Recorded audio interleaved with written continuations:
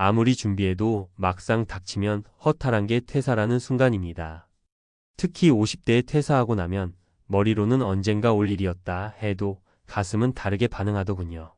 출근길에 한 손에 들던 커피, 회사 동료들과의 농담, 언제든 회사 메일을 확인하던 긴장감이 다 사라지고 이제는 아침에 눈을 떠도 딱히 갈 곳이 없다는 현실이 사람을 움츠러들게 합니다. 많은 분들이 그래도 50대면 아직 젊은 거 아니냐라고 말하지만 노동시장에서는 전혀 다르게 봅니다.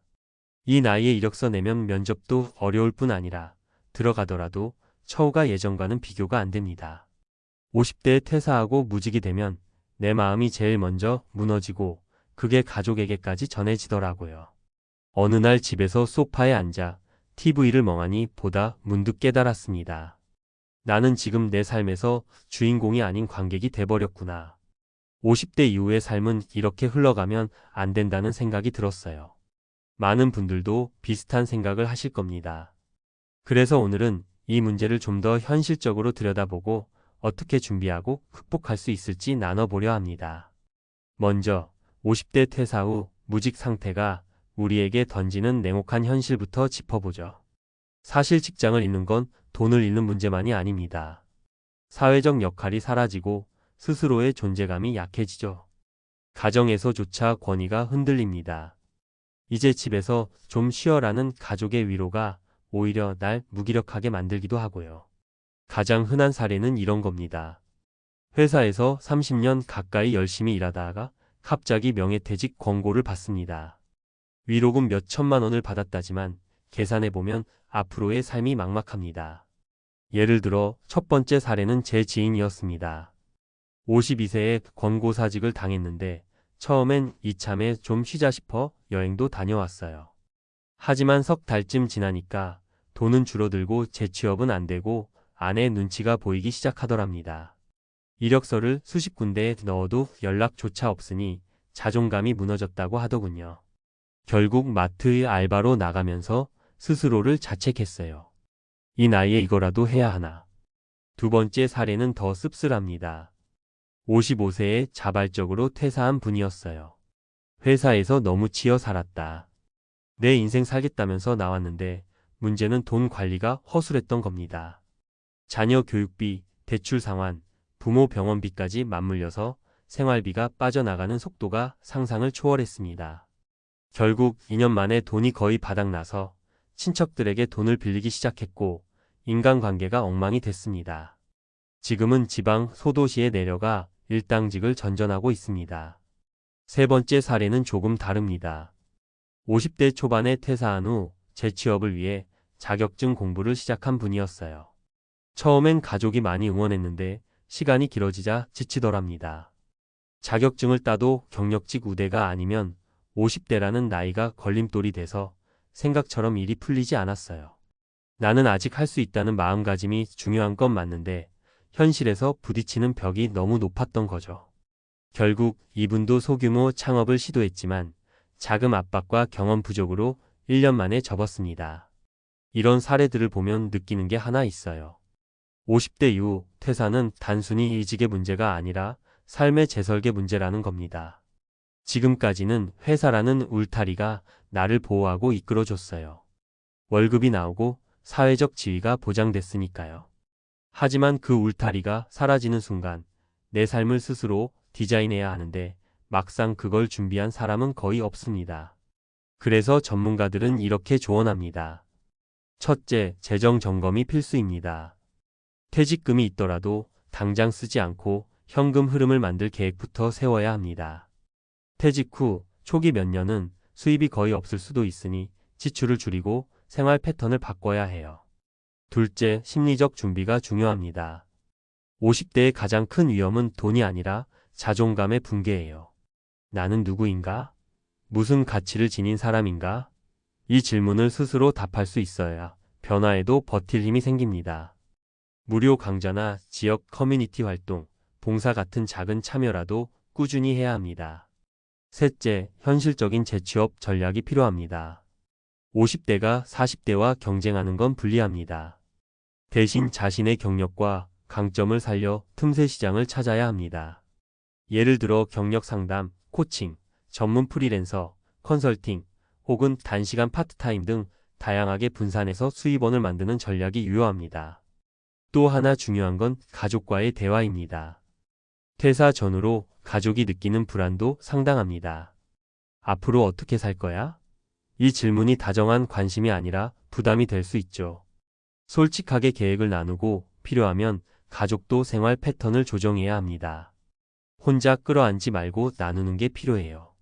마지막으로 50대 이후 삶을 너무 부정적으로만 보지 않았으면 좋겠습니다. 은퇴나 퇴직이 인생의 실패가 아니라 전환점이 될 수도 있으니까요. 예전에는 퇴사하면 끝장이었지만 이제는 100세 시대라고들 하잖아요. 앞으로 3040년을 더 살아야 한다면 오히려 내 뜻대로 설계할 수 있는 시간이 온 거죠. 물론 쉽지는 않습니다. 하지만 준비하는 사람에게는 새로운 가능성이 열려 있습니다. 오늘 이 글을 읽고 계신 50대 분들 혹은 가족이 50대이신 분들께 꼭 전하고 싶은 말이 있습니다. 아직 늦지 않았다는 겁니다. 무직이 되는 순간이 우리를 시험에 들게 하지만 거기서부터 새로운 삶이 시작될 수도 있어요. 하루라도 빨리 좀 더 솔직하게 그리고 현실적으로 자신의 미래를 준비하시길 바랍니다. 그게 내 남은 인생을 관객이 아닌 주인공으로 살 수 있는 길입니다. 아까 이야기에서 공감의 이야기로 마음을 열었다면 이번에는 한 단계 더 들어가서 전문가 입장에서 그럼 도대체 어떻게 준비하고 뭘 구체적으로 해야 하나? 를 실제로 활용할 수 있게 차근차근 이야기해 볼게요. 많은 분들이 50대 이후 퇴사하면 재취업이 안 된다는 두려움 때문에 아예 계획을 포기하거나 현실을 외면하는 경우가 많습니다. 그런데 정말 중요한 건 될지 안 될지가 아니라 어떻게 준비하고 시도하느냐예요. 먼저 퇴사 직후 가장 중요한 건 생활비 문제입니다. 퇴직금이 수천만 원이든 1억이든 심리적으로는 당장 써도 될 내 돈처럼 느껴집니다. 하지만 현실은 냉정합니다. 보통 통계적으로 보면 50대 이후 무직 기간이 평균 1.5년에서 3년까지도 이어지고 그 사이 소득은 급감합니다. 실제로 은퇴 후 5년 내 파산을 경험하는 고령층도 OECD 평균보다 한국이 훨씬 높아요. 구체적인 팁 퇴사 전에 월 현금 흐름 계획을 세워야 합니다. 퇴직금을 목돈으로 보기 전에 월 얼마씩 쓸 건가? 를 나누어야 해요. 예를 들어 퇴직금 8천만 원이 있으면 10년을 버틴다 치면 한 달 66만 원 정도 쓸 수 있다는 계산이 나옵니다. 여기에 국민연금, 부부소득, 알바나 재취업 예상 수입을 더해 최소한의 현금 흐름을 만들어야 해요. 실제로 제가 컨설팅했던 한 분은 54세의 명퇴 후 퇴직금 1억을 단번에 전세 보증금 증액에 넣으려고 하셨습니다. 하지만 그렇게 하면 매달 현금이 제로가 됩니다. 그래서 설득해서 전세 보증금은 최소한만 올리고 나머지는 CMA 통장, 단기 적금, 채권형 펀드 등의 분산해 매달 이자와 적은 수익이라도 챙기도록 재설계했습니다.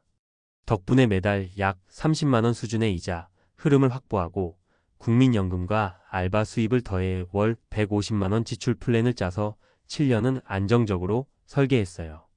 또 하나 중요한 건 지출 구조 조정입니다. 퇴사 후에도 직장 다닐 때 소비 패턴을 유지하면 12년 내에 목돈이 다 사라집니다. 가장 큰 항목이 주거비, 자녀 교육비, 자동차 유지비예요. 구체적인 팁 50대에 가장 먼저 할 일은 자동차 지출 재점검입니다. 퇴사 후에도 이 차는 내 자존심하며 할부금과 유지비로 한 달 4,050만 원씩 쓰는 경우가 정말 많습니다. 이건 정말 큰 함정이에요. 은퇴 설계 상담할 때 늘 강조하는 게 내가 탈 차가 아니라 내가 살 집을 지켜라는 말입니다. 실제 사례에서 53세 퇴사 후 4천만 원짜리 SUV를 유지하던 분이 있었어요. 보험료, 기름값, 세금, 할부금 다 합치면 월 50만 원이 넘었는데 결국 2년 만에 퇴직금이 거의 고갈되고 나서야 처분했습니다. 차를 팔고 나니 내가 이걸 왜 이렇게 고집했지? 라고 후회하셨죠. 현실적 조언. 퇴사 직전부터라도 대중교통 생활을 연습해 보세요. 집 근처 상권에서 할 수 있는 알바나 단기 일자리를 알아보세요. 이렇게 하면 생활 반경이 바뀌고 지출이 줄어듭니다. 세 번째, 재취업 전략은 욕심을 줄이는 것부터 시작해야 합니다. 많은 50대가 재취업을 생각할 때 내 경력이면 최소 이 정도 연봉은 돼야지라는 기준을 버리지 못합니다. 이게 재취업 실패의 가장 큰 원인입니다.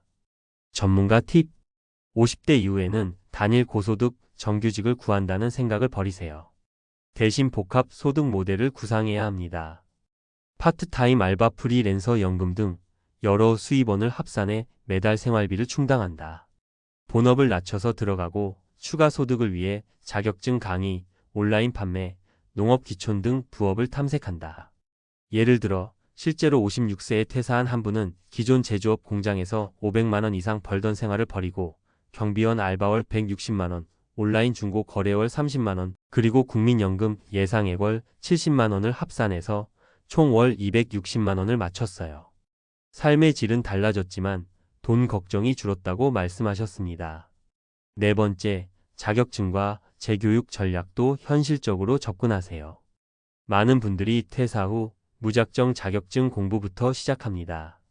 문제는 자격증이 곧바로 수입이 보장되느냐는 거예요. 전문가 조언: 시장성을 먼저 조사하세요. 취업지원센터, 고용센터 상담을 적극 활용하세요. 국가지원 재취업 교육, 무료 교육과정을 활용해 비용을 줄이세요. 자격증은 나의 경력과 결합해야 가치가 큽니다. 예를 들어 건설 안전기사 자격증이 있어도 60대에 안전관리자로 들어가는 건 경쟁이 치열합니다. 하지만 경력 연계 경험이 있으면 유리하죠. 마지막으로 가장 중요한 건 가족과의 소통입니다. 퇴사 후 무직 상태는 당사자만의 문제가 아니라 가족 전체의 문제입니다. 나 이제 무직이야 라고 선언하고 끝낼 게 아니라 앞으로 이렇게 줄여 살자, 내가 이런 일 해보겠다, 이렇게 준비하겠다를 이야기하세요. 가족이 함께 계획을 알면 지출도 줄고 불안감도 낮아집니다. 상담할 때 보면 대부분의 가정이 이 대화를 못해서 서로 눈치 보고 오히려 갈등이 커집니다. 요약하자면 50대의 퇴사 후 무직 상태가 되었을 때 진짜 준비해야 할 것은 아래 4가지입니다. 퇴직금과 자산의 월 현금 흐름화, 지출구조 대수술, 특히 자동차, 주거, 교육비, 현실적인 재취업 및 부업 계획, 가족과의 긴밀한 소통과 합의. 이게 전문가들이 가장 많이 강조하는 실제적인 조언이에요. 퇴사 후 무직이 되면 너무 당황스럽고 부끄럽기도 하고 자신감이 무너질 수 있어요. 하지만 준비하면 충분히 새로운 삶을 설계할 수 있습니다. 그리고 50대 이후는 의외로 내가 주인으로 사는 기회가 될 수도 있어요. 지금부터라도 솔직하게 가족과 이야기 나누고 숫자를 적어보고 생활을 바꿔보세요. 거기서부터 길이 보입니다. 당신은 혼자가 아니고 늦지 않았습니다.